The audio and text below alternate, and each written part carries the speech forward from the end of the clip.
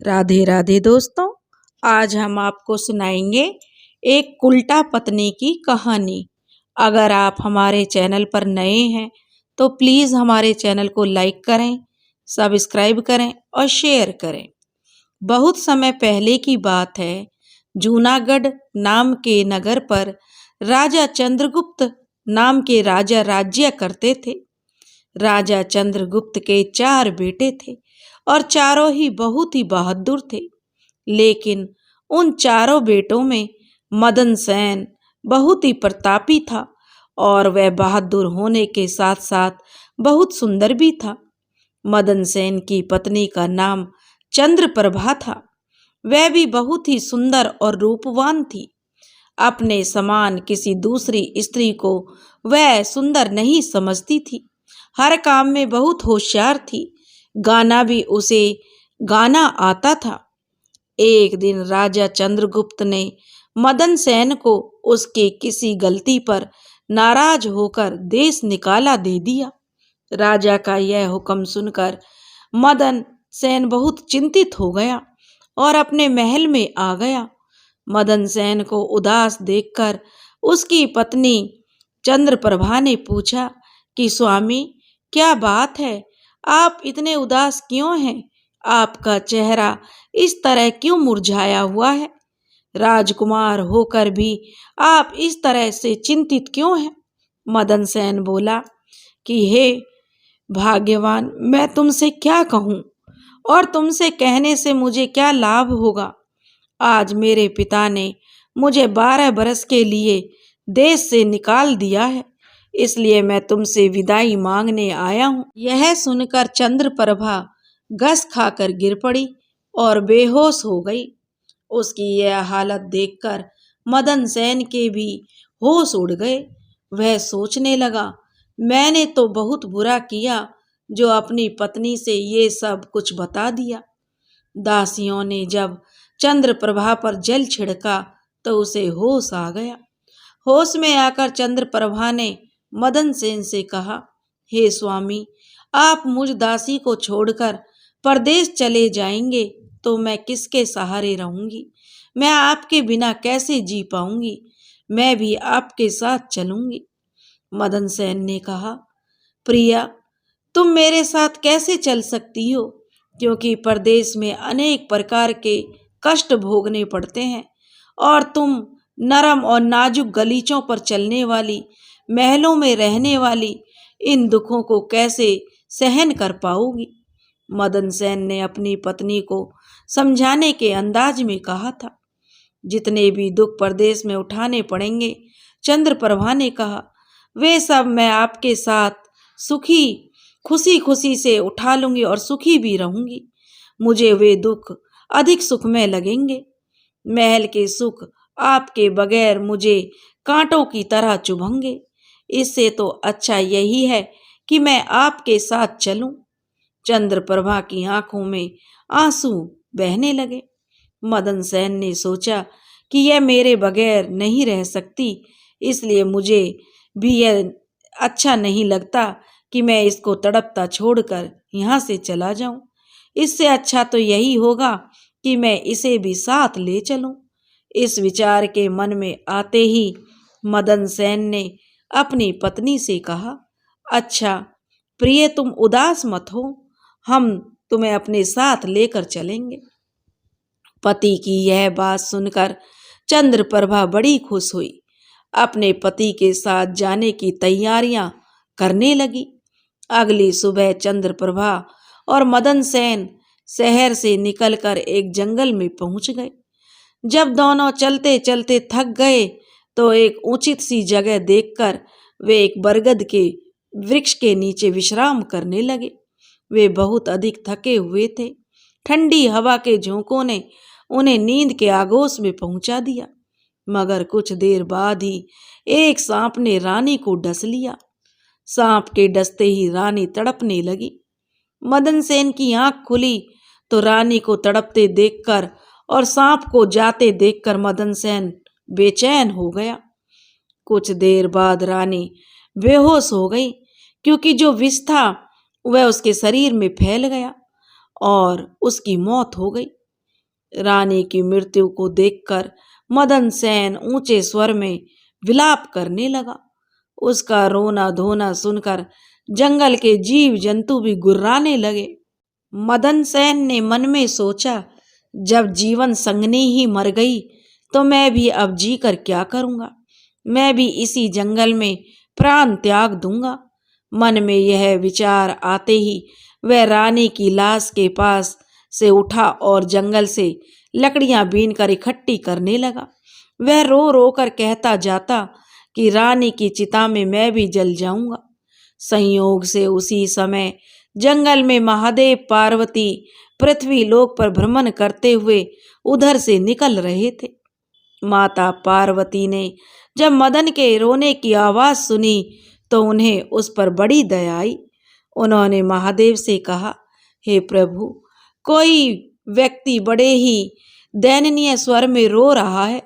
उसके रोने से मेरा हृदय कांप रहा है।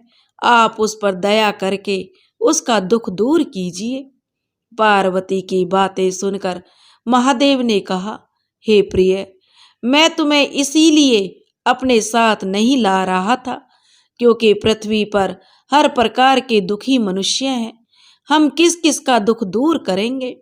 इस पर माता पार्वती ने कहा, हे स्वामी, कुछ भी हो, इसका दुख आपको जरूर दूर करना होगा। पार्वती की बात सुनकर भगवान शिव पार्वती को अपने साथ लेकर वहां आए जहां पर मदन सेन विलाप कर रहा था।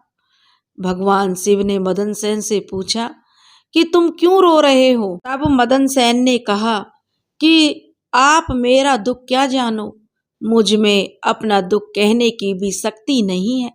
मेरा जी चाहता है कि यह धरती फट जाए और मैं इसमें समा जाऊं। मदन सेन काफी दुखी स्वर में कह रहा था। मदन सेन की बातें सुनकर शिवजी को भी उस पर दया आ गई और उन्होंने उससे कहा, तू हमसे अपना हाल तो कहे। तब मदन सेन ने उनसे कहा, महाराज, मैं जूनागढ़ के राजा चंद्रगुप्त का बेटा हूँ। मेरे पिता ने मुझे देश से निकाल दिया, इसलिए मेरी पत्नी मेरे साथ इस जंगल में आ गई। यहाँ आकर मेरी पत्नी को सर्प ने काट लिया और उसकी मृत्यु हो गई। उसकी ही विरह वेदना मुझसे सहन नहीं हो रही, इसलिए मैं लकड़ियां इकट्ठा कर रहा हूँ ताकि अपनी प्यारी पत्नी के साथ ही जलकर अपने आप को भी अग्नि में भस्म कर दूं। मदन सेन की ऐसी दुख भरी बातें सुनकर महादेव ने कहा, राजकुमार, तू तो बड़ा मूर्ख है। यह तो संसार है, यहाँ इंसानों का आना जाना लगा ही रहता है। एक दिन ये शरीर सबको छोड़ना पड़ेगा। तू ये भी जानता है कि इस संसार में कोई किसी के साथ नहीं तो आया है और ना ही किसी के साथ जाएगा। तू बुद्धिमान होकर भी ऐसी बात करता है। अगर तू जीवित रहा तो तुझे बहुत सी रानियां मिल जाएंगी, इसलिए तू मेरा कहना मान और इस विचार को त्याग दे।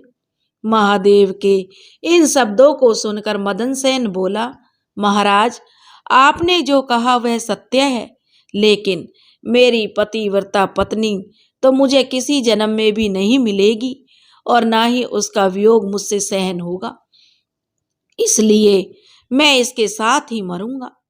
मदन सेन के विचार सुनकर महादेव ने यह तो जान लिया कि यह अपनी पत्नी के बिना नहीं रह सकता। तब वे मदन सेन से बोले, राजकुमार, तेरी पत्नी के जीवित होने का एक उपाय है। इस रानी की आयु 20 बरस थी, सो इसने भोग ली।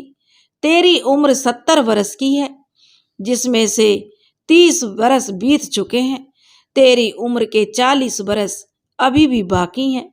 यदि तुम अपनी आयु का आधा भाग अपनी पत्नी को दे दो तो तुम्हारी आयु बराबर की हो जाएगी। यदि यह बात तुम्हें स्वीकार है तो रानी को मैं अभी जीवित कर दूंगा। महादेव की बात सुनकर मदन सेन ने कहा कि मुझे स्वीकार है प्रभु, मुझे स्वीकार है।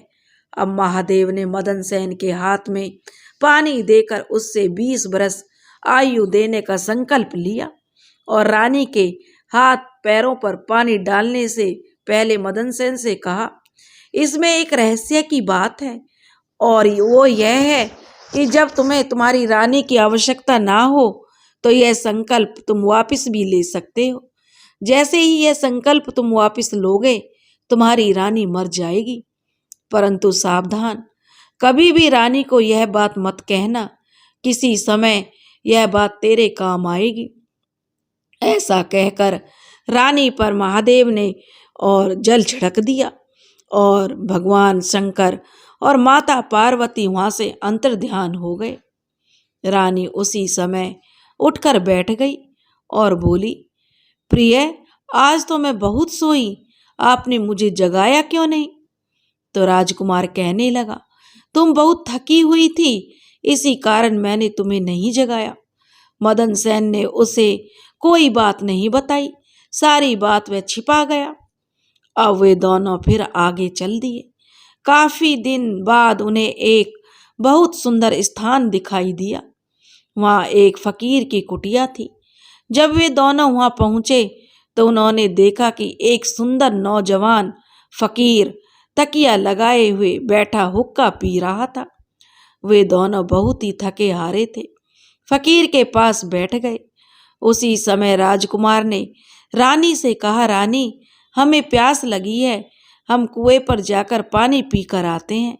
अगर तुम्हें भी प्यास लगी हो तो तुम्हारे लिए भी ले आएं। यह सुनकर रानी ने कहा, मैं तो प्यासी नहीं हूँ, आप जाकर पानी पी आइए। रानी का जवाब सुनकर मदन सेन डोल और रस्सी लेकर कुएं पर पानी पीने चला गया। जब मदन सेन पानी पीने गया तो चंद्रप्रभा और फकीर की निगाहें चार हो गईं। चंद्रप्रभा उसी क्षण फकीर पर आशिक हो गई।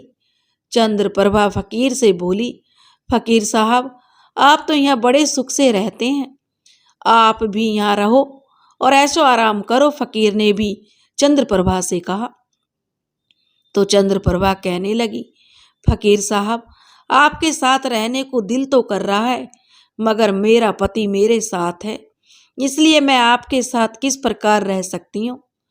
फकीर के सामने अपनी बात चंद्रप्रभा ने स्पष्टता से कह दी। तो चंद्रप्रभा से फकीर ने कहा कि एक उपाय है जिससे तुम मेरे साथ रह सकती हो। किसी भी तरह अपने पति को उस कुएं में धकेल दो, फिर हम ऐश और आराम से रहेंगे और पूरी जिंदगी ऐश करेंगे। फकीर की बात सुनकर चंद्रप्रभा ने कहा, ठीक है, मैं ऐसा ही करूंगी। इतने में मदन सेन पानी पीकर रानी के पास आ गया। तो रानी कहने लगी कि स्वामी, मुझे अब प्यास लगाई है, कुएं पर चलकर मुझे भी पानी पिलाओ। तो मदन सेन कहने लगा, मैंने तो तुमसे पहले ही पूछा था, तब तुमने मना कर दिया था। खैर छोड़ो, तुमको अगर प्यास लगी है तो मैं अभी पानी लेकर आता हूँ। मदन सेन यह कहकर पानी लेने के लिए चला गया। तो रानी भी उसके साथ चल दी और कहने लगी, मैं भी तुम्हारे साथ चलती हूँ। बेचारा मदन सेन तो अपनी पत्नी के प्रेम में पागल था। उसको तो पता ही नहीं था कि यह उसके प्राण लेने के लिए उसके साथ जा रही है। किसी ने सच कहा है, स्त्रियों के चरित्र को तो देवता भी नहीं जान सकते, तो मनुष्य तो चीज ही क्या है। उनके जाल में तो अच्छे अच्छे होशियार इंसान फंसकर रह जाते हैं। तब मदन सेन कुएं पर जाकर डोल भरने लगा तो रानी ने अपने पति को पीछे से धक्का देकर कुएं में गिरा दिया और खुद उस फकीर के पास वापस लौट आई। वह फकीर रानी को वहां से लेकर अब चलता बना और दोनों एक बड़े शहर में आकर आनंद से रहने लगे। उस फकीर ने चंद्रप्रभा को थोड़े ही दिनों में ऐसा नाचना गाना सिखाया कि उसके समान नाचने वाली कोई भी नृत्यांगना उस शहर में दूसरी नहीं थी। वह सारे नगर में अपने नाचने गाने के कारण प्रसिद्ध हो गई। इस प्रकार रानी के नाचने गाने के कारण वह फकीर लाखों रुपए का मालिक बन गया। वह फकीर के साथ बड़ी मौज मस्ती के साथ रहने लगी। उधर मदन सेन जब रानी ने मदन सेन को कुएं में धकेला था तो देव योग से एक जंजीर जो कुएं में लटकी हुई थी मदन सेन के हाथ में आ गई। मदन सेन ने उसको पकड़कर कुएं में लटक गया और ईश्वर को याद करता रहा और सोचने लगा कि मैंने रानी को जीवन दान दिया और रानी ने मेरे साथ इतना बड़ा विश्वासघात किया। क्या यही मेरे प्यार की सजा है? उसी दिन बंजारों का एक काफिला उस स्थान पर आकर ठहरा। एक बंजारा डोल और रस्सी लेकर कुएं पर पानी भरने आया। जब उसने कुएं में डोल डाली तो मदन सेन ने उसका डोल पकड़ लिया। तो वह बंजारा एकदम से हैरान होकर पूछने लगा कि कुएं में कौन है? तब कुएं में से मदन सेन ने कहा, भाई मैं आफत का मारा एक इंसान हूँ। ईश्वर के लिए मुझको इस कुएं से बाहर निकालकर मेरी जान बचाओ। मदन सेन बंजारे से प्रार्थना करने लगा। यह सुनकर बंजारे को उस मदन सेन पर दया आ गई। उसने मदन सेन को कुएं से निकाला और पूछा, हे भाई तुम कौन हो? तुम इस कुएं में कैसे गिर गए? तुम मुझे अपना हाल बताओ। तो मदन सेन ने कहा कि मैं अपना हाल आपसे कैसे कहूँ? जो मुसीबत मुझ पर पड़ी है उसे कहने से भी मेरा दिल जो फट जाएगा। मदन सेन ने कहा, भाई मैं जूनागढ़ का राजकुमार हूँ। मेरे पिता ने मुझे देश निकाला दिया था और मैं अपनी प्यारी पत्नी को लेकर एक जंगल में जा पहुँचा। मैं और मेरी पत्नी एक दूसरे को बहुत प्रेम करते थे। जंगल में एक सांप ने मेरी पत्नी को काट लिया जिससे मेरी पत्नी की मृत्यु हो गई। जब मैं विलाप कर रहा था तो महादेव और पार्वती ने मुझ पर दया की और मेरी आयु के आधे वर्ष मेरी पत्नी को देकर जीवित कर दिया। हम उस जंगल से आगे चल पड़े। कुछ दिन बाद इस जंगल में हम पहुँचे। यहाँ एक फकीर का डेरा था। मुझे प्यास लगी थी। मैं पानी पीने चला आया। जब वापस गया तो मेरी पत्नी ने मुझसे कहा कि उसे भी प्यास लगी है। मुझे पानी पिलाकर लाओ। यह कहकर वह मेरे साथ उस कुएं पर आ गई। जब मैं कुएं से पानी निकाल रहा था तो मेरी पत्नी ने मुझे पीछे से धक्का दे दिया।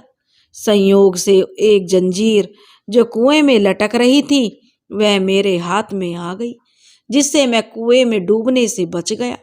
जब आप आए तो मैंने आवाज दी जिसे सुनकर आपने मुझे वहां से निकाल लिया। मदन सेन ने दुखी मन से अपनी सारी बात उस बंजारे से कह दी और अपना दुख सुनाकर मदन सेन चुप हो गया। बंजारा उसकी नेकी और रानी की करतूत को सुनकर अफसोस करते हुए कहने लगा, त्रिया चरित्र जाने ना कोय, खसम मार के खुद सती होए। यह कहकर बंजारे ने मदन सेन को सीने से लगा लिया और बोला, भाई तुम किसी प्रकार की चिंता मत करो। भगवान बड़ा दयालु है, सब भला करेगा। यह कहकर उसने मदन सेन को फिर से कहा, अगर मदन सेन भाई तुम चाहो तो तुम हमारे लश्कर के साथ रह सकते हो। मदन सेन ने उनके साथ रहना स्वीकार कर लिया। संयोग से बंजारों का वह लश्कर कुछ दिनों बाद उसी शहर में आया जिसमें रानी चंद्रप्रभा उस फकीर के साथ रह रही थी। उस शहर को देखकर मदन सेन ने बंजारे से कहा, भाई मेरी इच्छा कुछ दिन इस शहर में रहने की है। यदि आपकी आज्ञा हो तो मैं कुछ दिन इस शहर में बिताऊं। आपकी जैसी मर्जी, बंजारे ने कहा। मदन सेन बंजारे से विदा लेकर उस शहर में आ गया और वह किसी काम की तलाश में घूमने लगा। कुछ दिन बाद उसकी मेहनत रंग लाई। उसे एक बड़े व्यापारी के यहाँ नौकरी मिल गई। वह व्यापारी के यहीं रहने लगा और बड़ी लगन और मेहनत से अपने कर्तव्य का पालन करने लगा। उस व्यापारी ने मदन सेन को बड़ा ही मान दिया और उसे अपने यहाँ का मुनीम बना लिया। अब मदन सेन के दिन चैन से गुजरने लगे। एक दिन संयोग से उस नगर के राजा के यहाँ चंद्रप्रभा के नृत्य का आयोजन हुआ। राजा ने उस शहर के तमाम बड़े व्यापारियों और सेठ साहूकारों को अपने यहाँ नृत्य का देखने के लिए आमंत्रित किया था। जिस दिन चंद्रप्रभा का नृत्य था, शहर के सब व्यापारी और सेठ साहूकार राजा के दरबार में पहुंचने लगे। मदन सेन ने भी रानी के नृत्य और गायन की बड़ी तारीफ सुन रखी थी। उसने अपने मन में सोचा कि इस नर्तकी का नृत्य अवश्य देखना चाहिए। यही सोचकर मदन सेन भी राजा के यहाँ पहुंच गया। रानी साज श्रृंगार करके नृत्य करने के लिए खड़ी हो गई।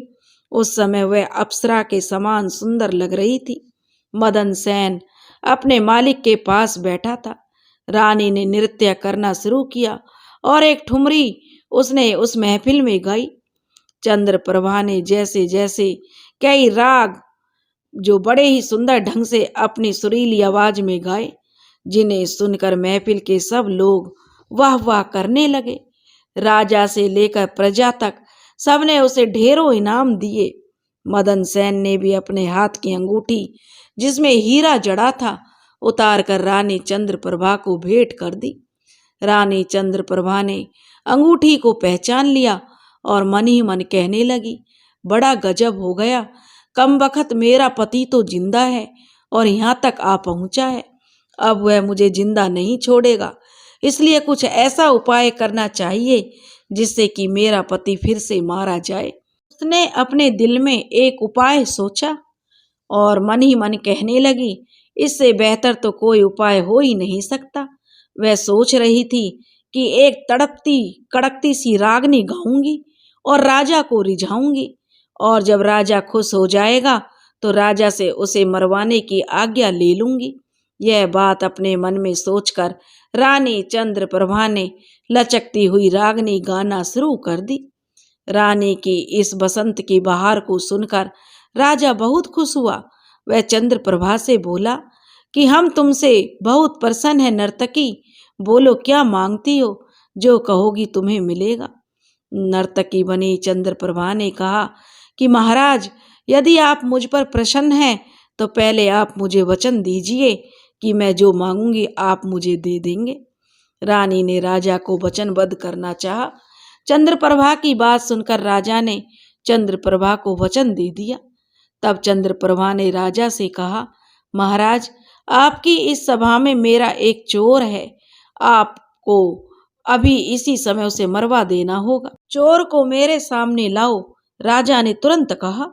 तब रानी ने मदन सेन का हाथ पकड़ा और उसे राजा के सामने ले आई। इसे जल्लादों के हवाले कर दो, राजा ने सिपाहियों को आदेश दिया। यह सुनकर जल्लाद मदन सेन का हाथ पकड़कर उसे मारने के लिए ले जाने लगे। इस समय मदन सेन का मालिक घबराकर मदन सेन के पास आया और पूछा, तूने इस नर्तकी का क्या चुराया है जिस वजह से यह तुझे मरवाना चाहती है? मदन सेन ने अपने मालिक से कहा, मैंने उसका कुछ नहीं चुराया, बस तुम राजा को मेरी दो बातें सुन लेने के लिए राजी कर लो तो मेरी जान बच जाएगी। मदन सेन का मालिक यह सुनकर अपने साथी व्यापारी और साहूकारों के पास गया और उन सब ने सलाह मशवरा किया। उसने कहा, मित्रों, या तो राजा न्याय करे वरना हम सब इस शहर को छोड़कर चले जाएंगे। यह सलाह मशवरा करके सारे व्यापारी राजा के पास आए और कहने लगे, राजा साहब, हमारा मुनीम निर्दोष ही मारा जा रहा है। वो कहता है कि राजा ने मुझे मारने की आज्ञा दी है, सो मुझे भी उस राजा की आज्ञा से मरना स्वीकार है, लेकिन मेरी दो बात सुन ली जाए। राजा ने व्यापारियों की बात सुनकर कहा, मुनीम को मेरे पास लेकर आओ। व्यापारी मुनीम को लेकर राजा की सेवा में उपस्थित हो गए। राजा बोला, कहो, तुम्हें जो कुछ कहना चाहते हो मेरे सामने वह सब कहो। यह सुनकर मदन सेन ने कहा, महाराज, मैं इस वेश्या का चोर नहीं हूँ, मैं इस उल्टा स्त्री का पति हूँ। यह मुझे कुएं में धकेल कर एक फकीर के साथ यहाँ चली आई थी। चंद्रप्रभा जो कहने लगी, महाराज, मैं इस झूठे को क्या जानूं कि ये कौन है, यह तो बस मेरा चोर है। चंद्रप्रभा बात को बिगड़ते हुए देखकर राजा से कहने लगी, राजा साहब, मदन सेन ने कहा, अगर ये मेरी पत्नी नहीं है तो जो कुछ चीज मैंने इसे रास्ते में दी थी वह मेरी अनमोल अमानत मुझे लौटा दे। मदन सेन ने रानी की ओर घृणित नजरों से देखते हुए कहा। तो रानी कहने लगी, मुझे स्वीकार है। रानी ने तुरंत हाँ भर ली थी। अच्छा। मदन सेन ने अपने हाथ में पानी ले लिया और कहा, मेरा तेरा न्याय अभी इसी सभा में होगा। पानी लेकर मदन सेन ने कहा कि जो वस्तु इसने रास्ते में मुझसे ली थी आज वो मैं इससे अपनी चीज वापस लेता हूँ। मदन सेन ने कहा कि जो मैंने इसे दिया वह मेरे पास आ जाए। रानी ने अपने हाथ में पानी लेकर कहा कि जो वस्तु इसने मुझे रास्ते में दी थी वो मैं आज इसे वापस करती हूँ। यह कहकर रानी ने जैसे ही अपने हाथ का पानी छोड़ा वैसे ही रानी के प्राण पखेरु उड़ गए। यह सब देखकर सब लोग आश्चर्यचकित रह गए। राजा ने घबराकर मदन सेन से कहा, यह क्या हुआ? इसका कारण सही सही मेरे सामने कहो। तब मदन सेन ने अपने बारे में राजा को बताना शुरू किया और अपने देश से निकाले जाने को लेकर अब तक का सारा हाल सबके सामने कह सुनाया। यह सारी बातें सुनकर राजा ने मदन सेन को अपने सीने से लगा लिया। उसने अपनी बेटी की शादी मदन सेन के साथ कर दी और उस फकीर को फांसी का हुक्म दिया। दोस्तों, अगर आपको हमारी कहानी पसंद आई हो तो प्लीज़ हमारे चैनल को लाइक करें, सब्सक्राइब करें और शेयर करें। राधे राधे।